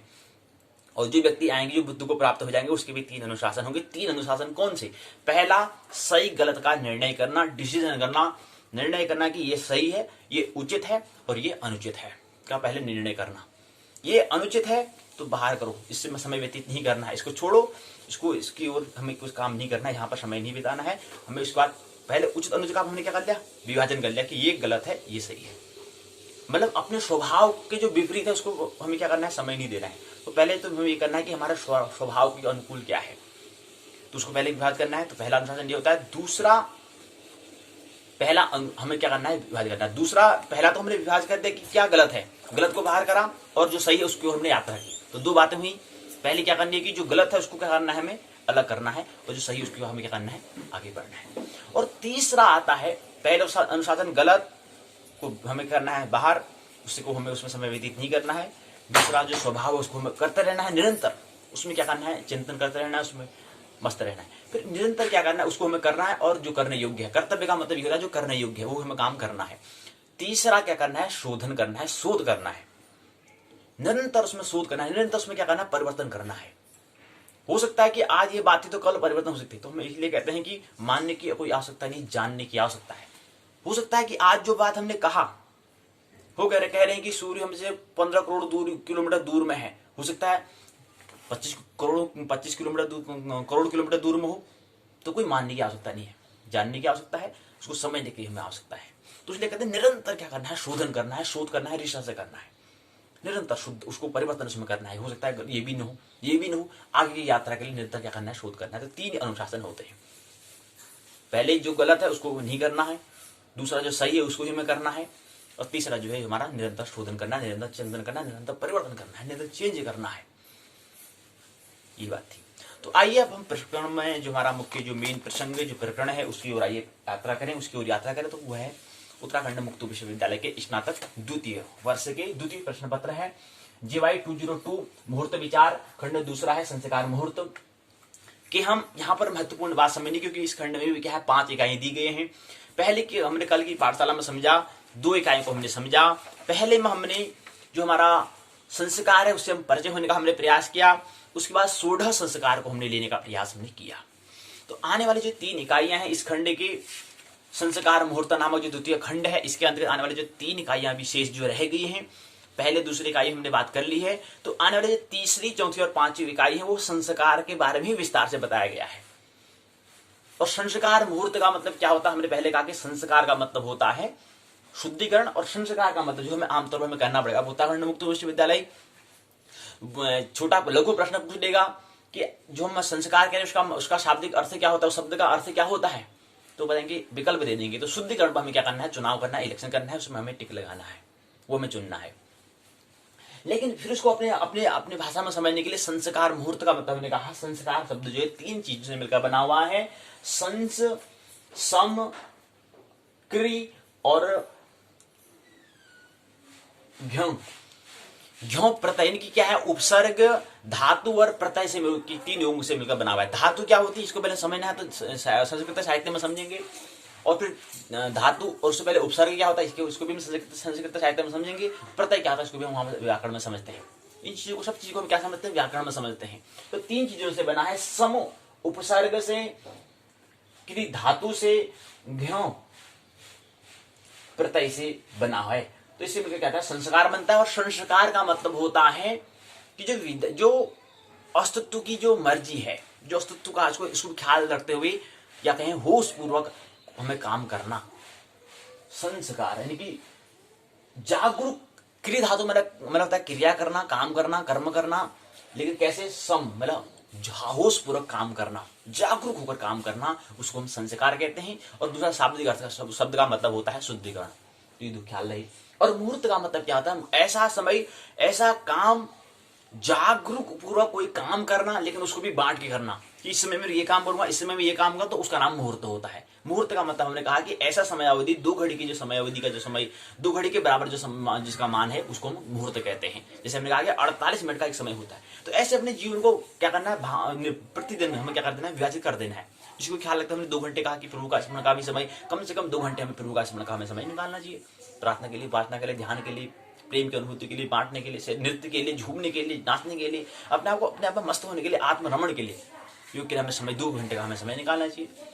निकालते हैं या निकालते ही तो हम जाने। तो ये हमें ख्याल है। तो संस्कार मुहूर्त का मतलब ये होता है कि जागरूक पूर्वक कोई काम करना, उसको भी बांटते, उसको भी, उसका भी विभाजन कर लेना कि इस समय में ये काम करूंगा, तो इस समय में ये काम करूंगा, इस समय में ये काम करूंगा, इस समय में ये काम करूंगा। सो प्रातःकाल होगा, अपने आप को शौच इत्यादि स्नान से निवृत्त होकर के प्रभु का स्मरण करूंगा, प्रार्थना करूंगा, इस समय ये करूंगा, तो उसका भी एक टाइम टेबल, समय सारणी बना लेना, समय को उसका बांट करना, उसका भी कार्यक्रम, कार्य का एक क्रम बना लेना, जो हमारे वर्क से है उसका एक सूची, एक क्रम, एक सीक्वेंस में काम करना, उसी का नाम संस्कार मुहूर्त कहते हैं। इसी को ख्याल करते हुए ऋषि मनुष्य ने भी इस दृष्टि में 16 संस्कार दिए। पहले 40 थे। अलग अलग नृत्य के जो महर्षि पराशर बोलते हैं कि अलग अलग उनके संस्कार 40 संस्कार होते हैं, तो अलग बात है। लेकिन 16 प्रमुख हम कहते हैं, जिसमें हमने कहा 16 में पहला आता है गर्भाधान, दूसरा पुंसवन, तीसरा सीमंतोन्नयन, चौथा जातकर्म, 5वां नामकरण, 6वां निष्क्रमण जिसको हम जल पूजन भी कहते हैं, 7वां अन्नप्राशन, 8वां चूड़ाकरण, 9वां कर्णवेद, 10वां विद्यारंभ, 11वां उपनयन, 12वें को वेदारंभ या अक्षारंभ भी कहते हैं, 13वां केशांत, 14वां समावर्तन, 15वां विवाह, 16वां अंत्येष्टि। ये चीज होती है। और हमने कहा कि इसमें जो गर्भाधान, पुंसवन, सीमंतोन्नयन, ये क्या है, ये गर्भ स्थित ये हमारे संस्कार हैं। जात कर्म, नामकरण, निष्क्रमण, अन्नप्राशन, चूड़ाकरण, ये जो हमारे बता रहे हैं, ये भी क्या है, गर्भ स्थित की जो 9 जो हम संस्कार बता रहे हैं, इसमें 6 संस्कार, 3 संस्कार अंतःगर्भ होते हैं और 6 संस्कार बहिर्गर्भ होते हैं। तो 1 2 3 4 5 6 7 8 9 कर्णवेद। यहाँ पर थोड़ा क्रम दूसरा दिया है, वहां पर कुछ क्रम है, ये क्रम का थोड़ा हमें ख्याल है। यहाँ पर क्रम वो नहीं दिया जिस क्रम में वो बात कर रहे थे, उस क्रम में दिए थे, तो यहाँ पर हम उसी क्रम में बात करें। लेकिन यहाँ पे क्रम का क्या है, सूची का क्रम का जो है वो सीक्वेंस अलग है, तो वो क्रम यहाँ पर नहीं होगा। कहने का मतलब प्रथम जो हमारे 9 संस्कार होते हैं, वो उसमें 3 संस्कार जो होते हैं वो अंतःगर्भ होते हैं, गर्भ स्थित होते हैं, और 3 जो हमारे 6 संस्कार वो क्या होते हैं, बहिर्गर्भ होते हैं। लेकिन 3 और 6 का जो करते हैं 9, तो 9 संस्कार हमारे गर्भ स्थित संस्कार होते हैं, ये हमने कहा। तो आइए अब हम यहाँ पर क्या करने वाले हैं, 2 दिन में हम क्या करेंगे, 2 दिन में इकाइयां जो 3 जो हमारी बची हैं, उन 3 इकाइयों में हम क्या है, संक्षिप्त में 16 संस्कारों को समझने का हम प्रयास करेंगे। हालांकि यहाँ पर उत्तराखंड मुक्त विश्वविद्यालय के द्वारा 3 इकाइयों में केवल 11 संस्कार रखे गए हैं, इसलिए हमने यहाँ पर नाम दिया कि इकाई तीसरी, दूसरा खंड हमने बताया कि दूसरा खंड का नाम संस्कार मुहूर्त, उसके तीसरी, चौथी और 5वीं इकाई, तीनों इकाई को हम आज के और कल की पाठशाला में ले लेंगे। इनकी तीसरी इकाई, चौथी इकाई और 5वीं इकाई को यहाँ पर जो यूओयू उत्तराखंड मुक्त विश्वविद्यालय ने केवल 11 संस्कारों को बताने का प्रयास तीसरी, चौथी और 5वीं इकाई में किया है। क्रम से 4 4 4 4 और 8 9 10 11 और 3 4 4 और 3 के हिसाब से हमने रखा है कि पहले तीसरी इकाई में 4 संस्कार, चौथी इकाई में 4 संस्कार, 5वीं इकाई में 3 संस्कार, तो 4 दूनी 8 3 11 संस्कार ऐसे दिए हुए हैं। तो 16 संस्कार हमसे केवल 11 संस्कार पर यहाँ पर बात की है, उसी को हम समझने का प्रयास यहाँ पर करेंगे। अगर थोड़ा हमें समझ ज्यादा होगा तो पूरा 16 संस्कार को यहाँ पर उत्तराखंड मुक्त विश्वविद्यालय ने 11 संस्कार की बात की, तो हम क्या कर लेंगे, इसको 16 संस्कार की बात हम कर लेंगे, 16 संस्कार की हम बात कर लेंगे। वो बात तो हमने कही थी, लेकिन थोड़ा और उसको हमें समझना है, उसी को समझने का प्रयास आज कल की पाठशाला में हम करेंगे। आइए थोड़ा संक्षिप्त में इसको समझ लें।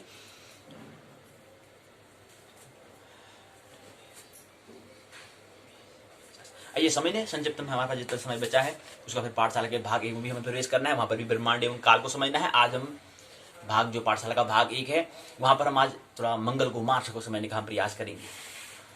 तो आइए पहले इसको समझिए। गर्भाधान की बात करते हैं तीसरी इकाई में। प्रस्तावना उद्देश्य गर्भाधान सीमोन्तोनियन पुंसवन नामकरण परिचय यहाँ समझेंगे, फिर बोध प्रश्न होंगे, फिर गर्भाधान सीमोन्तोनियन पुंसवन नामकरण स्वरूप, उनका स्वरूप क्या है, उनका नेचर क्या है, पहले में इंट्रोडक्शन, दूसरे में स्वरूप, मध्य में बोध प्रश्न होंगे 5 जो में क्या सत्रकार में पूछे जाएंगे। उस प्रश्न को देखना है, 5 प्रश्न में 100 प्रश्न तैयार हमें करने हैं। उसका हमें ख्याल रहे कि एक जो प्रश्न बताना उसमें 150 प्रश्न हमें तैयार करने हैं, जिसको हमने कहा कि 100 तो हमें क्या करने, लघु उत्तरी, अति लघु उत्तरी, क्योंकि एक अंक का होगा, तो अति लघु उत्तरी और दूसरा हमें लघु उत्तरी और तीसरा दीर्घ उत्तरी प्रश्न हमें तैयार करने हैं, जो क्रम से 100, 28 और 22 ऐसे प्रश्न हमें तैयार करने हैं। उसमें से केवल कुल मिला के 150 प्रश्न हमें तैयार करने हैं। जो हमने प्रश्न कहा कि इसमें जो पूरी इतनी पुस्तक है, इस पुस्तक को हमें इतना संक्षिप्त बनाना है, 150 प्रश्न इसको तैयार हमें कर देने हैं। 250 प्रश्न इस पुस्तक में दिए गए हैं। इस पुस्तक में 250 को हमें केवल 150 प्रश्न पत्र में इसको हमें समाविष्ट कर देना है। इतनी पूरी 20 इकाई जो 4 खंड में जो 20 इकाई दी गई उसको हमें क्या करना है, पूरी इसमें हमें समाविष्ट करना है। संस्कार का महत्व क्या था, इंपोर्टेंस क्या था, इसको समझने का प्रयास। सारांश में कुछ और पारिभाषिक शब्दावली होगी, बोध प्रश्न उसके उत्तर यहाँ पर दिए होंगे, जो आगे पूछे जाते हैं 5 प्रश्न उसके उत्तर यहाँ पर दिए जाएंगे। संदर्भ ग्रंथ सूची दी है, निम्नानुसार प्रश्न दिया गया है। बाकी क्रम वही है जो हमने क्रम यहाँ पर दिया है। ऐसे क्रम में तीसरा ऐसे चौथा है कि पहले प्रस्तावना उद्देश्य संस्कार, फिर तीसरे में आगे संसार परिचय क्या होता है, मतलब उस हिसाब से देते हैं। तो इकाई में ज्यादा अंतर भेद नहीं है। बोध प्रश्न वही 5 दिए हैं, सारांश पारिभाषिक शब्दावली, मतलब इकाई की संरचना ऐसी दी गई है। तो तीसरे की भी इकाई की संरचना ऐसी होगी, चौथे की भी इकाई की संरचना ऐसी होगी, 5वें की इकाई संरचना ऐसी है। उसमें ज्यादा यहाँ पर जिक्र करने का उल्लेख नहीं है, सीधे पुस्तक से समझने का प्रयास करेंगे। तो करते हैं ये। तो यहाँ पर हम गर्भाधान सीमोन्तोनियन पुंसवन नामकरण संस्कार को समझेंगे। गर्भाधान, पुंसवन, सीमोन्तोनियन नामकरण संस्कार को हम समझने का प्रयास 1, 2, 3 और 4 इन 4 संस्कार को समझने का प्रयास इकाई तीसरे में करते हैं। गर्भाधान क्या होता है? गर्भाधान किसी जातक के उसकी उत्पत्ति के आधार पर उसके माता के गर्भ में आगमनार्थ किया जाने वाला प्रथम संस्कार होता है। कि गर्भाधान क्या है? गर्भाधान संस्कार ऐसा समय क्या है जिसमें क्या हो, जिसमें जातक की उसकी उत्पत्ति के आधार पर उसके माता के गर्भ में आगमन, जब जो गर्भ होता है, गर्भ में जब शिशु आता है उसी में कुछ आगे जब उसका प्रवेश होता है आत्मा का। अब ख्याल रहे 2 मुख्य शरीर होते हैं, एक को हम कहते हैं आत्मा, एक को कहते हैं जीवात्मा, एक को कहते हैं हम शरीर। तो शरीर, जीवात्मा और आत्मा, आत्मा का जो भी जन्म होता नहीं है, जीवात्मा प्रवेश करती है, कहने का मतलब है। तो इनकी जो मध्य है जीवात्मा, जीवात्मा मतलब हमारे कहा शरीर हमारे 2 होते हैं, वैसे तो 7 होते हैं और भी अगर सूक्ष्म देखें, लेकिन प्रमुख अगर दो शरीर की अगर बात करें, एक होता है हमारा स्थूल, एक होता है सूक्ष्म। इनकी एक तो हमारा शरीर क्या है, हाथ पैर नाक जो हम बता रहे हैं, पूरे 5 तत्वों से मिलकर जो बना है, क्षिति जल पावक गगन समीरा पंच तत्व रचित शरीरा या अधम शरीरा, जो हमारा टूटने वाला ही है। तो ये 5 तत्वों से मिलकर बना हुआ होता है, रचा हुआ शरीर है, क्षिति जल पावक गगन समीरा, ये स्थूल शरीर है। लेकिन एक हमारा मन के विचारों का भी एक शरीर होता है, पूरे हमारे संस्कारों का पूरा हमारा बीज जो होता है, जो हमारा मन है, जो हमारा पूरा जो हमें जितनी अच्छी बुरी जो हमारी वृत्तियां हैं, जो अनुभूति है, उसका भी एक क्या है, एक शरीर है। एक शरीर का मतलब क्या होता है, संयुक्त एक मस्तक होता है, पैकेज जिसे कहते हैं, सभी का मतलब एक साथ होना। जैसे रथ कहते हैं, रथ क्या है पूरा, उसमें घोड़े भी होते हैं, उसमें रथ के सारथी का भी उसमें भाग होता है, पहिए होते हैं, सभी को मिलाकर हम घोड़े को मिलाकर कहते हैं रथ हम कहते हैं। तो ऐसे शरीर में भी क्या है, सभी शरीर को हमारे जो अंग जो हमारे हैं उनका योग को हम शरीर कहते हैं, एक मुक्त शरीर कहते हैं, इकट्ठा जीवंत जो हमारे सभी जो हमारे हिस्से हैं उनका एक साथ होना, उसको हम शरीर कहते हैं, उसको हम बॉडी कहते हैं। तो ऐसे हमारे मन के जो अच्छी बुरी जो हमारी वृत्तियां हैं, जो हमारे अनुभव किए हैं, जो हमारे संस्कार जो हैं, उस सभी का जो मेरी जो अनुभूति जो हमने की, जो अनुभव ने किया, उसका जो हमारा सेंस, जो हमारी समझ है, उन सभी का एक जोड़, एक योग का नाम है, वो हमारा सूक्ष्म शरीर, माइक्रो एक्सल बॉडी इसको हम कह सकते हैं। एक्सल बॉडी होता है, एक हमारा ये आउटर बॉडी, ये चीज है। तो 2 अनुभूति है, स्थूल और सूक्ष्म, तो बॉडी होती है। तो जो सूक्ष्म बॉडी है उसी को हम जीवात्मा कहते हैं। तो जीवात्मा जब प्रवेश करते हैं तब गर्भाधान प्रारंभ होता है, उसमें प्रथम संस्कार किया जाता है। उस क्रम में गर्भाधान के पश्चात गर्भ में शिशु की रक्षार्थ के लिए, तो ये तो हमने गर्भाधान किया कि आप उसमें आत्मा, तो उसमें क्या करना है, उसमें संस्कार मतलब होता है कि उसमें हम ऐसा समय हम करेंगे, उस समय हम ऐसा काम करेंगे जिससे क्या हो उसको आने में, उसको पदार्थ जो गर्भ में आएगा उसके आगमन के लिए हम क्या करें, उसकी स्वागत समारोह करें, तो उसका नाम गर्भाधान है। क्योंकि जीवात्मा, एक आत्मा का प्रवेश हो रहा है, फिर आगे जीवन आएगा, फिर आगे भी नई पीढ़ी आएगी, तो उसके लिए हम क्या करें, स्वागत नहीं बंद करेंगे। तो स्वागत आगमनार्थ के लिए और गर्भ में इसके लिए तो एक पहला संस्कार हम करते हैं, उसको हम गर्भाधान कहते हैं। जब गर्भ में प्रवेश होता है उस समय जो समय अवधि है, उस समय के जो समय से विवाह हो चुका है, अब विवाह होने के बाद क्या करना है, हमें जागरूक रहना है कि उसको हम धन्यवाद दें, उसको हम स्वागत कर सकें, वेलकम कर सकें। तो पहला संस्कार। दूसरा होता है गर्भाधान के बाद क्या होता है, फिर गर्भ में शिशु की रक्षा के लिए, कहीं मृत्यु न हो जाए, इसके लिए क्या करना पड़ता है, हमें दूसरा सीमोन्तनियन करना पड़ता है। फिर तीसरा इसी क्रम में पुंसवन संस्कार होता है। इसके बाद शिशु का जन्म हो जाता है, फिर जन्म से 11वें दिन उसका नामकरण संस्कार हो जाता है। इनको हम समझने का प्रयास, 4 जो हमारे संस्कार है उसको समझने का प्रयास हम इकाई तीसरे में करेंगे। गर्भाधान, सीमोन्तनयन, सीमोन्तनयन, पुंसवन और नामकरण, 4 संस्कार को समझने का प्रयास। ये तो हमने प्रस्तावना समझा। उद्देश्य होता है गर्भाधान, जो हम चारों संस्कार के हम उसको, उसकी परिभाषा, डेफिनेशन, उसके महत्व को, उसका विविध निरूपण करने में, स्वरूप का वर्णन करने में, संबंध को निरूपण करने में होता है। तो गर्भाधान 4 जो संस्कार में दिए, गर्भाधान, सीमोन्तनयन, पुंसवन, नामकरण की परिभाषा, महत्व, विभेद निरूपण, स्वरूप वर्णन और संबंध को निरूपण करना, इसको समझने का प्रयास 5 उद्देश्य यहाँ पर करेंगे। तो यहाँ पर इसी चारों संस्कार को समझने का प्रयास यहाँ पर अगले चरण में किया गया है। तीसरे चरण में ये बताने का प्रयास यहाँ से प्रारंभ, यहाँ पर से गद्य शुरू होता है। यहाँ से गर्भाधान संस्कार क्या होता है। 16 संस्कार में पहला जो संस्कार हो गर्भाधान है। गृहस्थ जीवन में प्रवेश के उपरांत प्रथम कर्तव्य के रूप में संस्कार को मान्यता दी गई है। गृहस्थ जीवन का प्रमुख उद्देश्य श्रेष्ठ संतान उत्पत्ति। अब क्या है, गृहस्थ जीवन में भी केवल संतान की उत्पत्ति होना ही नहीं होता है, संतान तो है, लेकिन कैसी श्रेष्ठ, ऐसी संतान उत्पन्न हो जैसे बुद्ध, महावीर, जिसके जीवन में रस हो, जिसके जीवन में उत्सव बने। तो ऐसे संतान का उत्पन्न हो, ऐसी संतान का वहां पर पदार्पण हो, इसलिए हम क्या करते हैं, गर्भाधान संस्कार करते हैं। मतलब गर्भाधान संस्कार की हम क्यों बात करते हैं, मतलब कहने का मतलब है जैसे विवाह हो जाता है उसके बाद हमें क्या करना है, दोनों पति पत्नियों को, वर वधू को, दोनों को इतना जागरूक जीना है, इतना जागरूक रहना है कि किसी में भी जो गर्भाधान होगा उसमें क्या हो, उसमें हम होशपूर्वक रहें। और जो भी हम विवाह के बाद जो भी हम कर्म करेंगे, जो भी अगर बेहोश में करेंगे तो वैसा प्रभाव क्या पड़ने वाला है, फिर आने वाली पीढ़ी में जो हमारा नया जो बच्चा होता है उस पर प्रभाव पड़ने वाला है। तो इसलिए होशपूर्वक रहना है, इसलिए उसी का नाम संस्कार है। तो इस समय हमें होशपूर्वक जागरूक में रहना है, कोई काम करने हैं बेहोश में नहीं करना है, और कौन से काम करने हैं, कौन से उचित वाले कौन से अनुचित वाले हैं, क्योंकि उसका पूरा प्रभाव कहाँ पड़ता है, वहां पर होता है। तो व्यक्ति का जो पूरा जोड़, जो हम कहते हैं कि उसका शरीर गर्भाधान से उसकी घटना प्रारंभ हो जाती है, वही से उसका जीवन में क्या है वो अनुभव लेना प्रारंभ कर देता है। तो पहला संस्कार गर्भाधान यहाँ से होता है। उस संस्कार को इसलिए प्रावधान उसका बनाया, इसलिए गर्भाधान में क्या होना है, उसमें हमें क्या होना है, ऐसे काम करने हैं जो क्या हो, जो श्रेष्ठ संतान से बने, निष्कृष्ट नहीं श्रेष्ठ बने, मतलब बुद्ध को पाप अनुभूति, कुछ नई नई अनुभूति हमारे लाए, जीवन में रस लाए। ऐसे संतान को उत्पन्न करने के लिए हम गर्भाधान संस्कार करते हैं। क्या गर्भाधान संस्कार करते हैं, प्रश्नवाची चिन्ह, बड़ा सा चिन्ह बनाओ, यहां से लेकर इतना सा बड़ा प्रश्नवाची चिन्ह बनाओ कि हमने कभी किया क्या, कभी होश पर जीवन जी, क्या हमें पता है संस्कार क्या होता है। तो ये तरह तरह के प्रश्न हमारे मन में होने चाहिए। अगर नहीं किया तो आप तो करें, अब तो जागरूक हैं, आगे नहीं आने वाली पीढ़ी को उसके बारे में तो उसका ख्याल दें ताकि वो करें।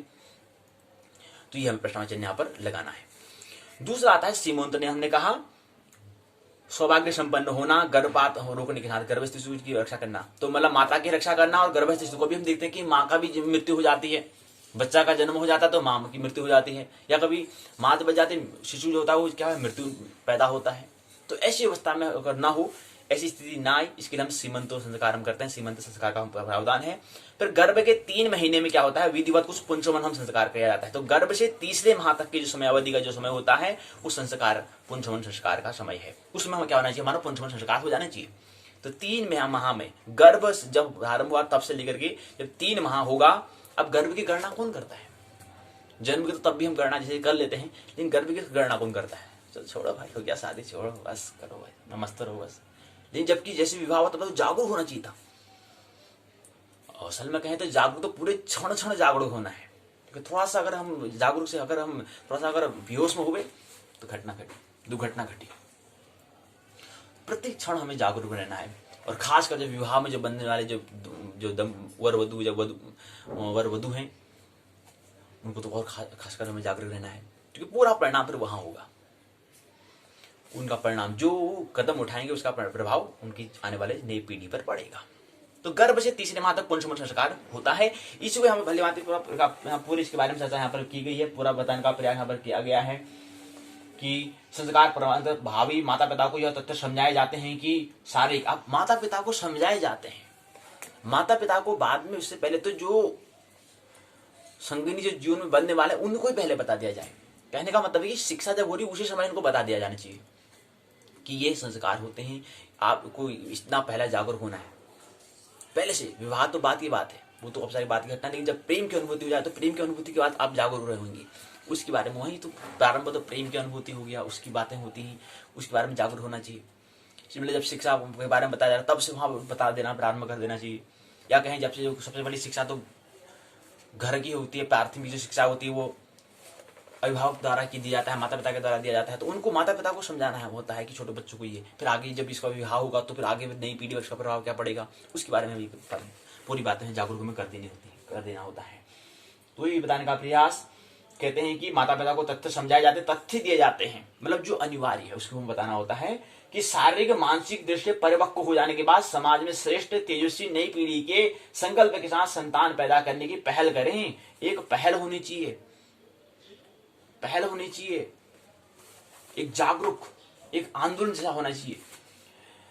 गर्भ ठहर जाने पर भावी माता पिता के आहार, कौन सा आहार करना है, कैसा आचार करना है, कैसा व्यवहार होगा, कैसा चिंतन करना, कैसा भाव होना चाहिए, ये सब पूरा निर्भाव, पूरे का पूरा प्रभाव क्या आएगा वहां पर नई पीढ़ी पर पड़ेगा। तो कैसा आहार, अब गर्भ में शिशु हो रहा है, ले चटपटा तीखी चीजें खा रहे हैं भाई, खाओ खाओ खाओ, कुछ फर्क नहीं पड़ेगा, लेकिन प्रभाव इसका नई पीढ़ी पर क्या पड़ने वाला है वो बाद में, जब अभी तो समझ में नहीं आएगी, क्योंकि अभी तो बहुत लंबा समय है आपके हिसाब से, खैर लंबा ही समय, क्योंकि अभी फिर 9 महीने बच्चा होगा, उसके बाद फिर कभी छोटा बच्चा ही है, कोई बात नहीं, कर लेंगे, मना लेंगे। लेकिन जैसे ही 10, 12, 21 वर्ष का होगा तब देखो समझ में आएगा, अच्छा यार, हाँ यार, ये तो ऐसा निकल गया, ये तो ऐसा है। अबे ऐसा नहीं, वो उसमें आप कितने जागरूक थे उसका ही प्रभाव ये है, आपका ही क्या है फोटो स्टेट यहाँ पर किया गया हुआ है कि आपने उसमें कैसे थे, जागरूक थे नहीं थी। तो ये है बता रहे हैं कि इसमें आहार हमारा कैसा होना चाहिए, कैसे हमारी डाइट होनी चाहिए, कैसा हमारा आचार होना चाहिए, कैसा हमारा व्यवहार होना चाहिए, कैसा हमारा चिंतन, हमारे मन की चिंतन की दशा होनी चाहिए, कैसा हमारा भाव होना चाहिए, ये सभी क्या प्रभाव हमारे, और कैसा संतुलन हमारा जीवन होना चाहिए। ये बातें क्या है, प्रयास जो होता है वो हमारा संस्कार में हमें दे दिया जाता है, इसका नाम संस्कार है। इसी क्रम में क्या करना है, हमको ये बातें बता देनी है, ताकि फिर गर्भ के तीसरे में जो होगा उसमें पुंसवन संस्कार हम करें, वो संपन्न होता है। क्योंकि इस समय गर्भवती शिशु के विचार का विकास प्रारंभ हो जाता है। हमने कहा था कि कोई चीज ऐसी बातें होती जो 7 वर्ष तक दे दी गई, उसमें कुछ जोड़ दिया, उसका फिर इस जीवन में कोई जोड़ उसमें नहीं होता है, कुछ ऐड नहीं होता, उसी का ही फैलाव होता है, इसमें कुछ योग नहीं होता है, कुछ जोड़ नहीं सकते इसमें। इसलिए 7 वर्ष तो प्रथम 7 वर्ष और महत्वपूर्ण समय होते हैं, उसी क्रम में ये संस्कार हमारे होते हैं कि गर्भ के 3 महीने में संस्कार पुंसवन संस्कार हो चुका है। फिर इसी क्रम में आगे अन्य संस्कार भी यहाँ पर दिए गए हैं। ये पूरी यहाँ पर संस्कार के बारे में बताया है। हमारे यहाँ पर जो है 4 संस्कार हमने कह रहे हैं कि 4 संस्कार बस समझ रहे हैं, गर्भाधान, सीमंतोन्नयन, पुंसवन और नामकरण संस्कार को। इससे जो तीसरा चरण जो है यहाँ से इसको प्रारंभ किया है, बताने का प्रयास यहाँ पर किया गया है। अब पूरी बात तो हम नहीं करेंगे कि 40 संस्कार पहले थे, लेकिन धीरे धीरे समय बता दो, समय की व्यस्तता के कारण फिर संशोधन हुआ। तो गौतम जो है 40 बताते हैं, गौतम 40 संस्कार को बताते हैं, अंगिरा जो है वो 25 संस्कार को बताते हैं, व्यास जो है 16 संस्कार को बताते हैं। और इसी 16 संस्कार का यहाँ पर भी हम भी जो है अपने जीवन में भी जो बात जिक्र करते हैं 16 संस्कार का ही जिक्र करते हैं। इसमें 4 संस्कार जो प्रमुख उसको हम यहाँ पर पहले इकाई तीसरे में कर रहे हैं, तो यहाँ से प्रारंभ हो ये गद्य होता है। इसी के बारे में यहाँ पर गर्भाधान संस्कार की यहाँ पर बात आ चुकी। फिर यहाँ से फिर हम सीमंत संस्कार की बात करते हैं। इसी क्रम में फिर तीसरा संस्कार जो है हमारा गर्भ से 30 माह तक फिर पुंसवन संस्कार होता है। फिर इसी क्रम में जो है फिर हमारा नामकरण संस्कार होता है। नामकरण संस्कार कि कोई व्यक्ति उसका नामकरण दे। तो नामकरण क्या होता है, बालक का नाम उसकी पहचान के लिए नहीं रखना चाहिए। मनोविज्ञान एवं अक्षर विज्ञान के जानकारों के अगर उनकी मत की बात करें तो नाम का प्रभाव व्यक्ति के स्थूल सूक्ष्म व्यक्तित्व पर गहराई से पड़ता है। नाम सोच समझकर तो रखा ही जाना चाहिए, उसको तथ्य में रखते हुए, ऑथेंटिक ख्याल में रखते हुए नामकरण होना चाहिए। कोई चिंटू पिंटू ऐसा नाम देने से उसका नाम चलने वाला नहीं है। उसकी नाम की भी वैज्ञानिकता है, उसका ख्याल रखते हैं, उसका नामकरण करना चाहिए। उसके साथ नाम रोशन करने वाले गुणों के विकास पर प्रति जागरूक रखा जाए। आप जब उसका नामकरण, जब उसका जब नाम से बुलाएंगे तो समझ में आएगा अच्छा उसका व्यक्तित्व तो ऐसा है। तो कह रहे हैं कि नाम का जो है उसका प्रभाव में, नाम जो उसका साथ जो नाम है वो रोशन करने वाले गुणों के विकास पर, उसके गुण जो है, उसका जो स्वभाव जो है, उसको उस नाम से बुलाने में उसको उसका गुण उसका दिखना चाहिए। इसलिए उसका नाम, आप ये गुण तो में बाद में दिखेगा, आचरण में छोटा बच्चा क्या उसका गुण क्या दिखेगा हमको, उसका ढंग कैसे दिखेगा, अभी कुछ दिखेगा नहीं। लेकिन उस समय क्या है, जो हमारे जो हमारी दृष्टि जो है, ज्योतिष की जो दृष्टि है, वो ज्योतिष की दृष्टि से हम कह सकते हैं कि इस व्यक्ति का स्वभाव ये होगा, तो इसलिए इसका नामकरण ऐसा, ये अक्सर से ये नामकरण होगा इसका, इस नाम से इसको बुलाया जाएगा जगत में। तो नामकरण संस्कार में क्या है, नामकरण शिशु जन्म के बाद पहला संस्कार होता है। तो कह रहे हैं कि नाम का प्रभाव व्यक्ति के स्थूल और सूक्ष्म दोनों व्यक्तित्व भी क्या है, माइक्रो और मैक्रो दो चीज, स्थूल और सूक्ष्म व्यक्तित्व पर गहराई से प्रभाव पड़ता रहता है। नाम सोच समझकर तो हमें रखना चाहिए। साथ साथ रोशन करने वाले गुणों के विकास के प्रति जागरूक भी रखा जाना चाहिए। भारतीय सनातन जो है परंपरा में नामकरण संस्कार इसी उद्देश्य से यहाँ पर बोध कराने का श्रेष्ठ से यहाँ पर रखा गया है। सूत्र के समाहित यहाँ पर है। नामकरण क्या है, शिशु जन्म के बाद पहला संस्कार होता है। जैसे ही जन्म होता है उसका पहला संस्कार कौन सा आता है, प्रश्न हो सकता है, प्रश्न पूछ ली कि जैसे ही जन्म हो जाता है, गर्भ से जैसे ही बाहर आता है, पहला जन्म गर्भ हुआ, पहला जो हमारा प्रारंभ जो घटना होती है गर्भ से घटना प्रारंभ हो जाती है, क्योंकि संस्कार वहां से प्रारंभ हो जाता है। 9 महीने के मध्य में 3 संस्कार हमारे पूर्ण हो जाते हैं। चौथे क्रम में आता है नामकरण संस्कार, वो होता है 11वें दिन में नामकरण संस्कार। नामकरण शिशु जन्म के बाद पहला संस्कार होता है। तो जन्म होने का जो पहला संस्कार वह है नामकरण संस्कार। यूं तो जन्म के तुरंत बाद ही जातकर्म संस्कार का भी विधान है, किंतु वर्तमान परिस्थितियों में यह व्यवहार में नहीं दिखता है। अपनी पद्धति में इसके तत्वों को अब वैसे तो 40 संस्कार है, लेकिन नहीं, अभी 16 संस्कार हैं जिक्र यहाँ पर किया गया है, किंतु वर्तमान परिस्थितियों में यह व्यवहार नहीं दिखता है।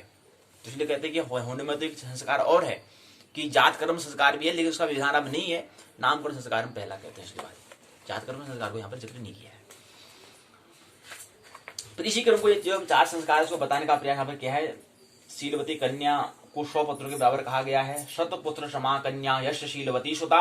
इसके विपरीत पुत्र की कुल धर्म को नष्ट करने वाला हो सकता है। जीमी कपूत के उपजे कुल सधर्म नशाई।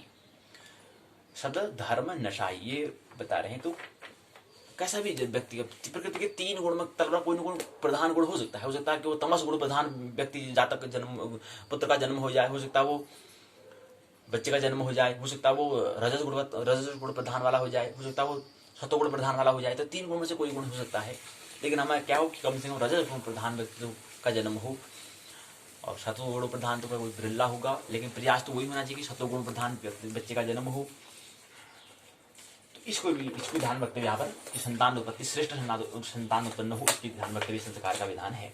फिर यहाँ पर प्रश्न पूछे, पहला, दूसरा, तीसरा, चौथा, 5वां संस्कार का प्रथम संस्कार प्रथम संस्कार कौन सा होता है, गर्भाधान होता है। महर्षि गौतम के अनुसार, जो गौतम है उसके अनुसार 40 संस्कार है।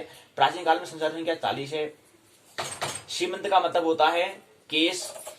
गर्भाधान के पश्चात होने वाला संस्कार कौन सा, गर्भाधान के पश्चात होने वाला संस्कार कौन सा होता है, सीमंतोन्नयन होता है। तो ये पिछले 5 प्रश्न यहाँ पर दिए गए हैं। यही सत्र कार्य में इस तरह ही प्रश्न पूछे जाएंगे कि पहला प्रश्न पूछा जाएगा, 4 विकल्प दिए जाएंगे, 4 में से एक को हमें चुनना है।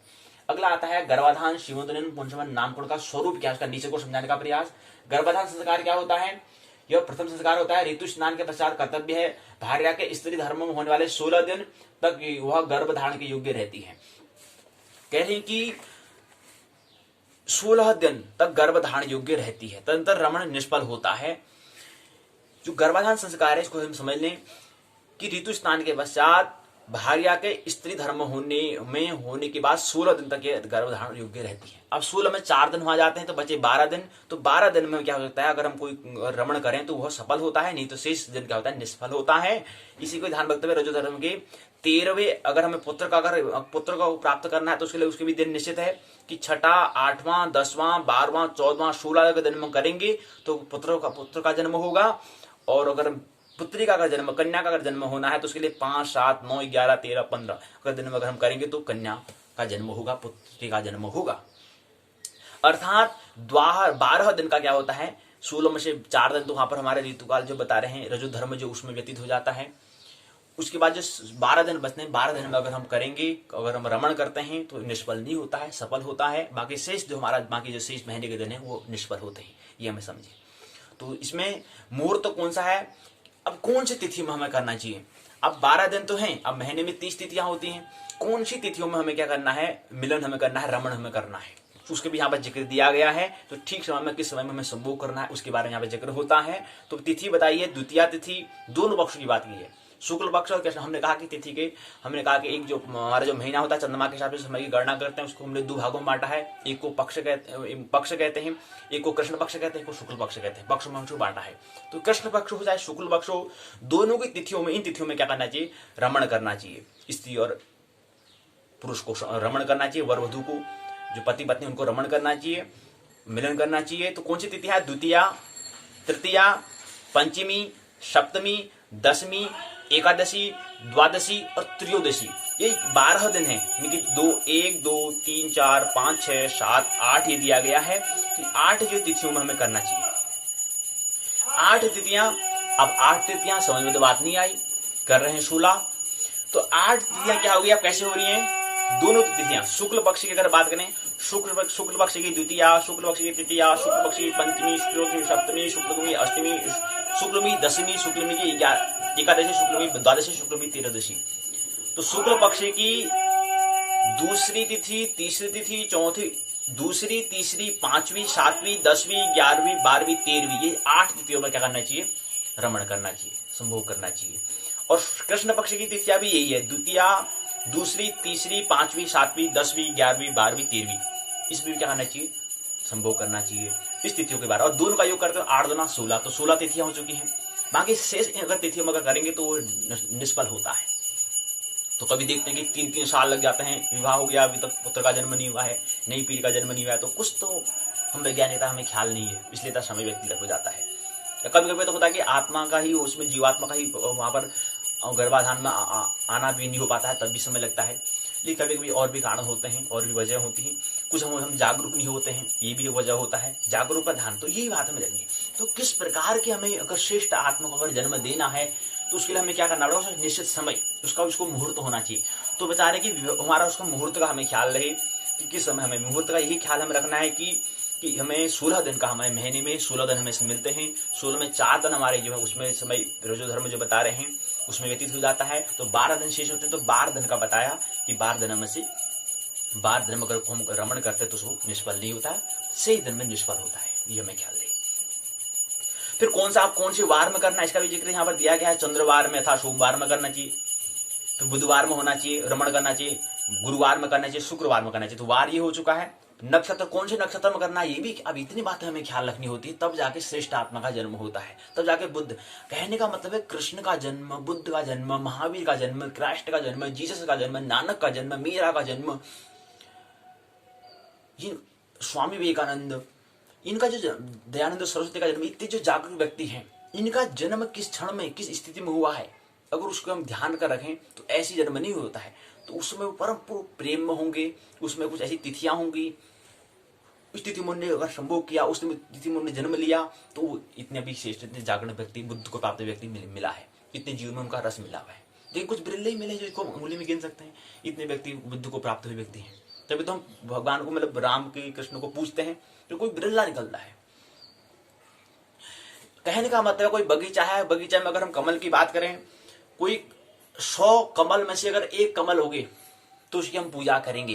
लेकिन जैसे ही 100 कमल, अगर 100 अगर कमल अगर उसमें अगर आ जाए, 100 मतलब उनके वृक्ष बन जाए, तो हम कोई पूजा नहीं करेंगे। लेकिन एक बिरल आते हैं, हाँ चलो पूजा करो उसकी, बनाओ उसकी पूजा करो, पूजन करो उसका, तो नहीं। तो ये बताया कि कौन सा वार में करना है। सोमवार हो गया, था चंद्रवार हो गया, बुधवार हो गया, गुरुवार हो गया, शुक्रवार हो गया। और कौन सा नक्षत्र करना है? रोहिणी, मृगशिरा, तीनों, उत्तरा, हस्त, स्वाति, अनुराधा, श्रवण, धनिष्ठा और शतभिषा। लग्न पुरुषार्थी, अगर पुरुषार्थी विषम राशि के गए, विषम नवमांसगत है, लग्न में है, तो कन्या साक्षी के लिए विलोम लग्न में स्त्री के साथ संग करना चाहिए। तो ये लग्न भी ध्यान रखना है। अब हमने कहा था कि जो हमने कि लग्न और मुहूर्त और नक्षत्र और वार, इनका हमें ख्याल रहे। इतना ही ख्याल नहीं, कितने कौन से समय में हमें क्या करना है, रमण संग करना है, उसका भी उसका समय निश्चित समय है। अगर नहीं करोगे, अगर इस बात के अगर इसका ख्याल नहीं है, तो उसका फल क्या होगा? विकृति होगी, विकृति उसका नाम है, रोग, देखते हैं कि कोई व्यक्ति होता है, कैसे व्यक्ति ऐसा निकल जाता है, लाला लूला टाइप का निकल जाता है, तो वो क्या चीज है? जागरूक ही नहीं है जीवन में। जागरूक, जबकि मनुष्य जीवन में क्या है, निरंतर जागरूक होना है, चैतन्यपूर्ण रहना है, क्षण हमें जागरूक रहना है। लेकिन गृहस्थ जीवन में तब भी बेहोशी में चल रहे हैं लोग, उसका प्रभाव बच्चों में, बच्चा कभी ऐसा निकलता है, कभी कुछ बोलने वाला ही नहीं, कभी टेढ़ा, कभी बांगा निकलता है, कभी लूला निकलता है, तो उसका प्रभाव क्या हो? दुर्घटना कैसे होती है? दुर्घटना मतलब वो दंपति जागरूक व्यक्ति नहीं है, जागरूक नहीं है। जीवन, मनुष्य जीवन कहते हैं कि 84 करोड़ योनियों में जीवन मिलता है, बार बार उसका जिक्र करना होता है कि हमें ऐसे ये नहीं मिला है, हमने कुछ ऐसा काम किया है जो हम बता रहे हैं कि जो पूरा चाक में से कुछ एक ऐसा आरा है, उस आरा में हम यहाँ पर आ चुके हैं। इस आरे से हम पुनः उसी आरे में 84 करोड़ योनियां जो है उसी में हम घूम सकते हैं, या उससे छलांग, आरे से भी छलांग लगा सकते हैं। वो हमारा द्वार हमारा, इसलिए मोक्ष का द्वार इस शरीर को कहा, इस योनि को कहा मोक्ष का द्वार। मतलब यहाँ से छलांग ब्रह्म जगत में, इस जीवन से भी हमारे जन्म जन्मांतर के चक्कर से हम बाहर निकल सकते हैं। जो पूरा शून्य उसमें विलीन हो सकते हैं, आत्मा का परमात्मा से मिलन हो सकता है, वो एक सुनहरा अवसर है। तो ऐसे ही नहीं, अगर ये जीवन, तो हमने ये भी कहा कि मनुष्य शरीर मिलना पहली बहुत ही दुर्बल बात है, बहुत दुष्पूर, बहुत कठिन, जन्मों के बाद मिलता है। अर्थात 84 करोड़ योनि के क्रम में एक जो चाक है उसका एक क्रम में आता है, वो चाक में एक क्रम में आता है। अर्थात चाक मतलब तिल्ली, मतलब कहें जैसे हम चक्र है उसकी 24 तिल्ली हम कहते हैं, ऐसी तिल्ली मतलब इसे अगर बात करें तो एक हिस्से में आता है। 84 करोड़ में इतने सब पूरे एक चाक में क्या है, इतना जो पूरा बता रहे हैं उसमें कहीं एक आरे में है, एक आरा मतलब तिल्ली मतलब एक आरा एक स्थान में है, उसका एक क्रम। अगर गोला वर्तुल करें तो पूरा वर्तुल घूम रहा है, तो आरे में आता है। उस आरे के आने बाद हम उसको आरे में हम क्या कर सकते हैं, अगर हम किसी जीवन में अगर पूरी करुणा दिखाएं तो हम तत्क्षण वहां से छलांग मनुष्य शरीर में प्राप्त कर सकते हैं। लेकिन मनुष्य द्वार है, मनुष्य इस शरीर से ही क्या सकता है, हम प्रभु से मिलन कर सकते हैं। आत्मा का, परमात्मा का जो द्वार होता है, प्रवेश करने का जो मार्ग होता है, यही शरीर है। तो इसलिए इस जीवन में मनुष्य शरीर मिल गया, बड़ा दुर्लभ की बात है, मिल गया तो अभाग्य। प्रभु का स्मरण, हमने कहा प्रभु का स्मरण करना चाहिए, प्रभु का आभार प्रकट। उसके बाद फिर क्या होना है, मनुष्यता का ख्याल रहना। मनुष्य शरीर मिल गया, लेकिन उसका मनुष्यता, ह्यूमैनिटी जो है, उसका जो हमारा स्वभाव है, उसका ख्याल रहना। ये दूसरी और भी उसकी क्या है, और भी दुर्लभ, और भी बहुत कठिन बात है, और भी कठिन बात है। हो सकता है कि हमें शरीर मिल चुका है, लेकिन हमारा भी अभी अंतस क्या हो, हमारा आचरण क्या हो, पशुवती हो, निम्न कोटि की जो योनियां आती उसी की बात हो। तो ये बात हमें खुद हमें अपना अन्वेषण करना है, खुद अपना स्वाध्याय हमें करना है कि हम हमारे वाकई में है या नहीं, हमारे अंदर जो हम मनुष्य शरीर मिल गया है, मिल तो गया है, प्रभु का स्मरण करते नहीं करते हैं, प्रभु को धन्यवाद देते नहीं देते हैं। उसके बाद फिर मेरा जो स्वभाव है, क्या मेरा स्वभाव जैसा मानव का है वैसा ही मेरा स्वभाव है, या उससे हटके है, या पशुवत है, इसका भी हमें क्या करना है, अन्वेषण करना है। कोई बाहर का व्यक्ति नहीं, हमें खुद करना है। वही ध्यान में, वही अंतस यात्रा में होता है, वही बातों का हमें ख्याल रखना होता है। तो अंतस यात्रा क्या है कि जाग जाना, परम जागरण, जागने भी जाग जाता है, उसको हम अंतस यात्रा में कहते हैं। अंतस यात्रा में हो पाता है, या कहें उसको हम अंतस यात्रा की नाम, उसका नाम अंतर यात्रा है। और दूसरा हम अंतर यात्रा ये भी कहते हैं कि अपने ही को में लागू करना, अपना चेहरा देखना, दूसरा की माध्यम बनेगा, बाकी अपना ही क्या करना, स्वाध्याय करना, उसका नाम हम अंतर यात्रा कहते हैं। इनर जर्नी कहते हैं। एक आउटर जर्नी होता है कि कोई भी हमने देखा तो उसको दूसरे में लागू, अच्छा इसमें ये गुण भी, अच्छा यार ये भी भद्दा भी है यार, इसमें ये भी, इसको ये भी नहीं आता है, ये भी नहीं आता है, पर तुरंत क्या हो, दूसरे मतलब इसको देखा तो दूसरों में कमी निकालना, अपने में कमी नहीं, दूसरों में कमी निकालना है। इसमें इसको ये भी नहीं आता, इसको वो भी नहीं आता है, तो दूसरों की कमी को गिनना, ये होता है आउटर जर्नी, यानी कि बहिर यात्रा इसको हम कहते हैं। पर की यात्रा, एक स्व यात्रा, एक पर यात्रा होती है, ये हमें ख्याल रखिए। तो ये गर्भाधान श्रीमंत में पुनः नामकरण संस्कार दिया है। कल की पाठशाला में थोड़ा कम समझेगा तो गर्भाधान महत्वपूर्ण संस्कार है कि किस समय हमने कहा सबसे पहले बात ये ख्याल रखना है कि हमें 30 दिन में 16 दिन हमें क्या होते हैं, 16 दिन होता है।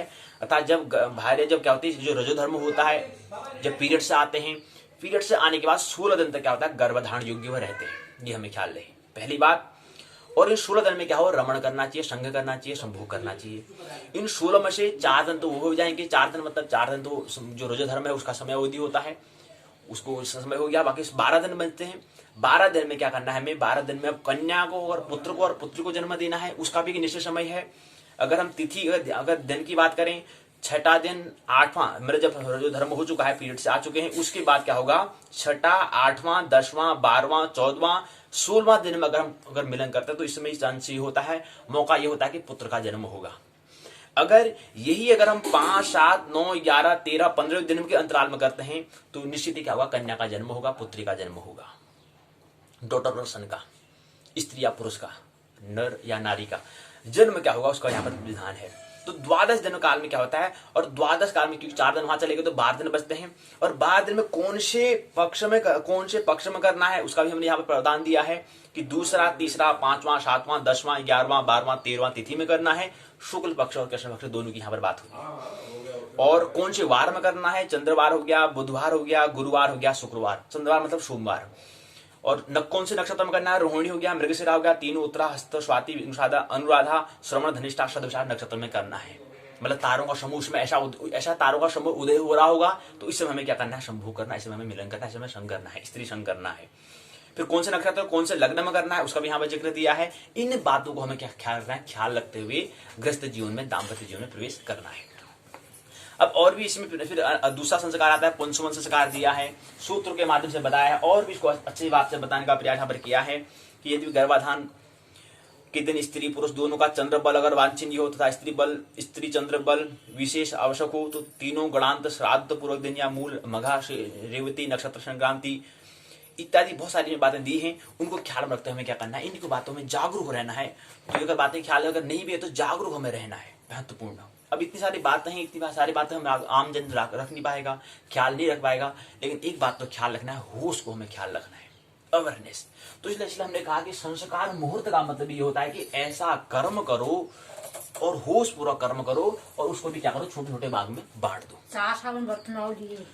4 क्या कर दो, 4 भागों में उसको क्या करो, बांट दो। तो होश पूरा काम करना है, उसको भी क्या करना है, समय में बांट देना है। संस्कार का मतलब कृत्य कोई काम, लेकिन काम तो हम कर ही रहे हैं, कितने जन्म से कर रहे हैं, लेकिन अब काम को हमें क्या करना है, होश पूरा उसको देखना है कि मैं काम को होश पूरा कर रहा हूं नहीं कर रहा हूं। पूरे चैतन्य पूरे मतलब स्वामी विवेकानंद कहते हैं कि जब कोई काम कर रहे हैं तो उसमें पूरी आत्मा को, पूरे तन को, पूरे मन को उसमें संपूर्ण कर दो, बाकी शेष जो मन है वो कभी बचे, उसका हिस्सा बच नहीं जाए। तो पूरा मन को वहां पर लगा देना है, पूरा मन को, पूरा तन को, पूरा आत्मा को उसमें निछावर कर देना है उस काम में। भूल जाना कि और काम भी कुछ हो रहा है, फिर उसमें काम है उसी में लगना हो जाना है, ऐसा काम करना है उसको, और होश पूरा करना है। और मुहूर्त का मतलब उसको भी बांट देना कि इस समय में ये वाला काम करूंगा तो इस समय में ये वाला काम करूंगा तो इसमें ये वाला काम होगा।